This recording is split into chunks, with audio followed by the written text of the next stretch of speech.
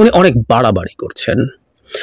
ওনার উপরে 32 নম্বরে যাওয়ার পর তাকে হেনস্থা করা হয়েছে, এটা নিয়ে আমি কন্ডেম করেছি, আমি এখনো করতে চাই, কিন্তু উনি সম্প্রতি যা করছেন সেটার বিরুদ্ধেও খুব সিরিয়াসলি কথা বলা দরকার। ভারতীয়রা এই আন্দোলনের পর থেকে, আমাদের গণ অভ্যুত্থান সফল হওয়ার পর থেকে বাংলাদেশের এই অভ্যুত্থানকে স্টিগমাটাইজ করার জন্য যতগুলো অস্ত্র ব্যবহার করছে, মিথ্যাচার ব্যবহার করছে, প্রত্যেকটা মিথ্যাচার ভারতীয় একটা চ্যানেলের সাথে করেছেন রোকেয়া প্রাচী। আজ তাক বাংলা নামে একটা চ্যানেলের একটা ইন্টারভিউ, যেখানে তিনি বাংলাদেশে বসে সেই চ্যানেলের সাথে ইন্টারভিউ দিয়েছেন, সেই ইন্টারভিউটা আমি দেখলাম, খুব মন দিয়ে দেখলাম, কিছু বিষয় টুকে রাখলাম, আমি মন্তব্যে সেই ভিডিওটা দেব, আপনারা অবশ্যই একটু দেখবেন, তাতে বুঝবেন এই নারী কি ভয়ঙ্কর চক্রান্তে বাংলাদেশের বিরুদ্ধে নেমেছেন। প্রথমে একটা এথিক্যাল আলাপ করি, তারপর ওনার এই যে কাজগুলো করেছেন এগুলো অনেকগুলো ক্রিমিনাল অফেন্স, সেই বিষয়ে কথা বলবো। এথিক্যাল আলাপটা হচ্ছে, আমরা অনেকে বলেছি 15ই আগস্ট নিয়ে যখন কারো শোক প্রকাশের দাবি আসে, তখনই কারা সেই দাবিটা তুলছেন, এত বছর আগে ঘটা একটা ঘটনা নিয়ে আমি কোট করতে চাই। আমি আগেও একদিন বলেছি, আব্দুল গাফফার চৌধুরী তার একটা কলামে লিখেছিলেন, খুব ক্লিয়ারলি লিখেছিলেন যে এত বছর পর আর শোকের দিন হিসাবে এটা পালন করা উচিত না, এটা স্মরণের দিন হওয়া উচিত। তারপরও কেউ শোক করতে চান, করুন, কিন্তু আপনি বাংলাদেশের শত শত মানুষকে গুলি করে হত্যা করেছে হাসিনার রেজিম, হাজার হাজার মানুষ আহত হয়েছে, অন্ধ হয়েছে, এখনো চিকিৎসা নিচ্ছে। গতকালও একজন মারা গেছে এতদিন ধরে আহত থেকে, লড়াই করতে করতে। সেই শোক নিয়ে, সেই বিভৎসতা নিয়ে, সেই বর্বরতা নিয়ে টু শব্দ না করে আপনি বহু বহু বহু বছর, দশক আগে ঘটা একটা ঘটনা নিয়ে আপনি বিরাট শোকে আচ্ছন্ন হয়ে আছেন, এটা নৈতিকভাবে গায়ে লাগে। তাই অনেকে রাইটলি এই আলাপ করেছেন। এই শোকটাকে মনেই হয় যে আপনি আসলে কোনো একটা কিছু ফ্রেম করতে চাইছেন, এবং ওটা লাগে আর এটা লাগে না, আপনি আদতে মানুষ কিনা সেই প্রশ্ন আসলে আসেই। সো এটা নৈতিকতার প্রশ্ন, এটা লিগাল ইস্যুস না। লিগাল জায়গা থেকে কথা বলি, সেটা হচ্ছে এই কারণে উনি যদি শোক প্রকাশ করতে যান, তার উপরে যখন হেনস্থা হয়েছে সেটার প্রতিবাদ আমি করেছি, সেটা আমরা কোনোভাবেই হতে দিতে চাই না, কোনোভাবেই হতে দিতে চাই না। কিন্তু ওনার সাম্প্রতিক যে বক্তব্য, তাতে মনে হয় উনি আসলে একটা নাটকই করতে গিয়েছিলেন, এবং ওখানে যা হয়েছে আমরা যথেষ্ট তথ্য জানি না, ওনার কথাটাকে আমরা সত্য ধরে নেই বা নিয়েছিলাম, সে ঘটনা আদতে ঘটেছে কিনা সে প্রশ্ন আমরা এখন তুলতে পারি। কারণ উনি একটা ডিসইনফরমেশন ছড়াচ্ছেন অনেকগুলো, এই আমাদের গণ অভ্যুত্থানকে প্রশ্নবিদ্ধ করার জন্য। উনি ওখানে সাক্ষাৎকারে নানান রকম অভিযোগ এনেছেন, এবং সেখানে যে অ্যাঙ্কার এমন সব অভিযোগ করছেন, ওখানে কি নারীদের বিবস্ত্র করে দেওয়া হয়েছে 32 নম্বরে। যদিও রোকেয়া প্রাচী বলেছেন একজন বয়স্ক মানুষকে, নারীদের কথা বলা হয়নি, কিন্তু উনি বলছেন নারীদের গায়ে হাত দেওয়া হয়েছে। রোকেয়া প্রাচী বলছেন আমরা কোথাও সেটা দেখিনি। 32 নম্বরে মোবাইল চেক করা হয়েছে, কিছু মানুষের উপর হামলা করা হয়েছে, আমি খুব স্ট্রংলি কন্ডেম করেছি, আমরা এগুলো হতে দিতে চাই না। এবং খুব ইন্টারেস্টিংলি এটাই হলো একটা সভ্য গণতান্ত্রিক মানসিকতা। বৈষম্য বিরোধী যে ছাত্র আন্দোলন, তারা সেটাকে ডিনাউন্স করেছে, এবং তারা মনে করে এই ধরনের ঘটনা ঘটতে পারে না, তারা পুনরাবৃত্তি হতে দেবে না। অসাধারণ, এটা আওয়ামী লীগের মতো না, হয়নি, ঘটেনি। ক্যামেরার সামনে সাইদকে গুলি করে মেরে ফেলা হলো, সে পুলিশের গুলিতে মারা গেছে কিনা, পুলিশের তদন্তের কথা বলছি না, নাইমুল ইসলাম খান, সেলিম মাহমুদ, এরাও শেষ দিন পর্যন্ত টিভিতে এসে সেটা নিয়ে প্রশ্ন তুলছেন।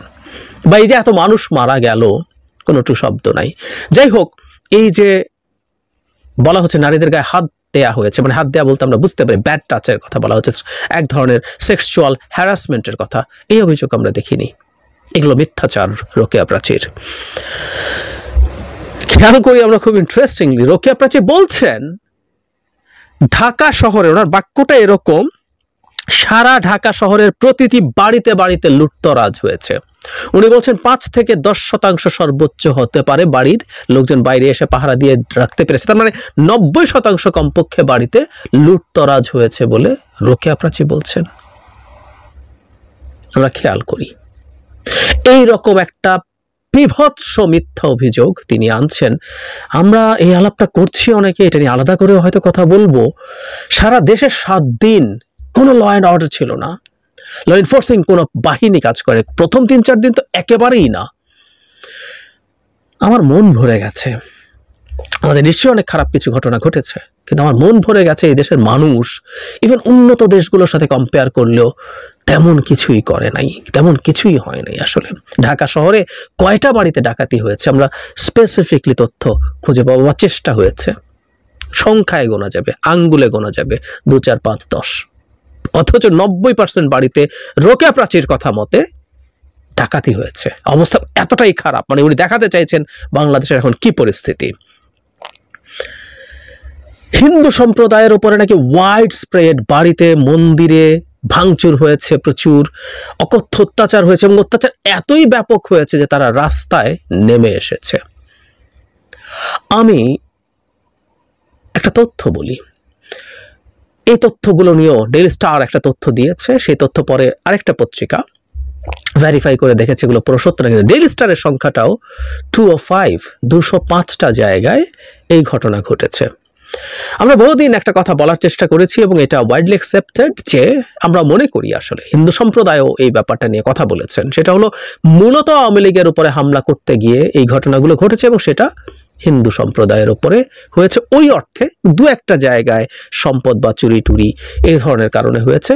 2-1টা মন্দিরে চেষ্টা হয়েছিল এবং অনেকগুলো মুসলিমরা পাহারা দিয়ে রুখে দিয়েছে। সো বাংলাদেশে ওয়াইড স্প্রেড হিন্দু, সবচেয়ে ভয়ঙ্কর যে কার্ডটা ভারত খেলতে চাইছে সেটাতেও মিথ্যাচার করছেন রোকেয়া প্রাচী। এতই বিভৎস টর্চার হয়েছে যে তারা রাস্তায় নেমে আসতে বাধ্য হয়েছেন। আটাল্লি মিথ্যা কথা, এবং এটা একটা ভয়ঙ্কর অফেন্স। উনি বলছেন, তখন ওনাকে একটা পর্যায়ে জিজ্ঞেস করা হচ্ছে নতুন স্বাধীনতা বলা হচ্ছে, এবং বলা হচ্ছে তাহলে কি মুজিব কিছু করে নাই? মজার ব্যাপার, আমরা দ্বিতীয় স্বাধীনতা বলছি। তো 71-এ যা হয়েছে ওটাকে স্বাধীনতা স্বীকার না করলে দ্বিতীয় স্বাধীনতা তো আমরা বলতাম না, একেবারেই বলতাম না। সুতরাং দ্বিতীয় বলা মানেই ওটাকে অ্যাগ্রি করা। রোকেয়া প্রাচী এই স্বাধীনতাকে নিয়ে বলছেন, আবার উনি হিন্দু আনছেন। উনি বলছেন নতুন স্বাধীনতার মানে হচ্ছে এই বাংলায় হিন্দুরা থাকতে পারবে না, এই বাংলায় হিন্দুরা কথা বলতে পারবে না, আমরা কোনো কথা বলতে। আবার উনি হিন্দু, মানে হিন্দু যে কার্ড ভারত খেলতে চাচ্ছে, ওনার আসলে ডেলিবারেট প্ল্যান ছিল সেই কার্ডের পালে হাওয়া দেয়া। মানে নতুন স্বাধীনতায় হিন্দুরা এদেশে থাকতে পারবে না, হিন্দুরা কথা বলতে পারবে না। হয়েছে কি সেই পরিস্থিতি আসলে বাংলাদেশে? আমরা তো আছি। খুব মজার ব্যাপার, ডক্টর ইউনূস মোদির সাথে কথা বলার সময় বলেছিলেন যে আপনাদের সাংবাদিক পাঠান, লোক পাঠান। দেখেন কি হয়েছে। তাদের যদি সাহস থাকতো, ভারতীয় সাংবাদিকরা আসতো, ঘুরে দেখতো, কথা বলতো, দেখুক তারা। আমরা তো এই দেশে থাকি, দেখছি, এবং আমরা প্রতিটা ঘটনাকে ডিনাউন্সও করি। কিন্তু ওই যে বলছি বারবার, ঘটনা যা ঠিক তা বলা উচিত। ডিসইনফরমেশন মানে আপনি প্ল্যান করে মিথ্যাচার করছেন কোনো একটা ভেস্টেড ইন্টারেস্ট অর্জন করার জন্য। স্বাধীনতা মানে বলছেন আমরা যাকে যদি তারা যদি চায় আমরা কাউকে মারতে পারবো, মারতে চাইলে মারতে পারবো, কারো বাড়ি ভাঙতে চাইলে ভাঙতে পারবো। এই স্বাধীনতা প্রাচী আপনি এখনো বঙ্গবন্ধু কন্যা মাননীয় শেখ হাসিনা টাসিনা বলেন। যাকে ইচ্ছা তাকে মারতে পারবো, যাকে ইচ্ছা তার বাড়ি ভেঙে দিতে পারবো, এগুলো হাসিনার কাজ ছিল। সীমা লঙ্ঘন এভাবেই হয় আসলে, এগুলো হাসিনার কাজ ছিল।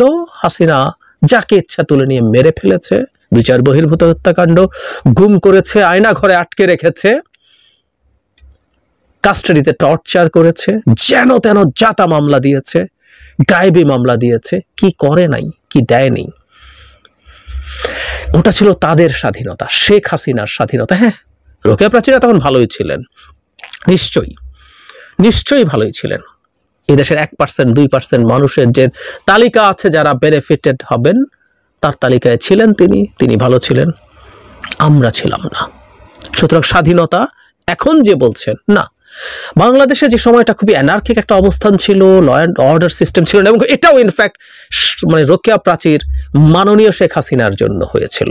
পুলিশকে দানবে পরিণত করেছিল আপনার বঙ্গবন্ধু কন্যা শেখ হাসিনা, সেজন্য পুলিশকে পালাতে হয়েছে। ফর গডস সেক, এরশাদের পর তো পুলিশ পালায় নাই। আপনার শেখ হাসিনার শাসনের পর কেন পুলিশ পালিয়ে যায়? কি করিয়েছেন পুলিশকে দিয়ে আমরা জানি না। বর্বর অসভ্য দলীয় পেটোয়া বাহিনীতে পরিণত করেছেন তো, কেন পালায়? লিস্ট সেন্স থাকলে বুঝতেন। বোঝেন না তা না, আপনার ভেস্টেড ইন্টারেস্ট আছে, আপনি ইন্ডিয়ার সাথে নাটক করার জন্য আসলে এই ঘটনাগুলো এখন ঘটাচ্ছেন এবং ডিসইনফরমেশন করছেন। মুজিবের মূর্তি ভাঙা নিয়ে স্বীকার করতে চায় না স্বাধীনতা, তাই মুজিবের মূর্তি ভাঙছে ইত্যাদি ইত্যাদি।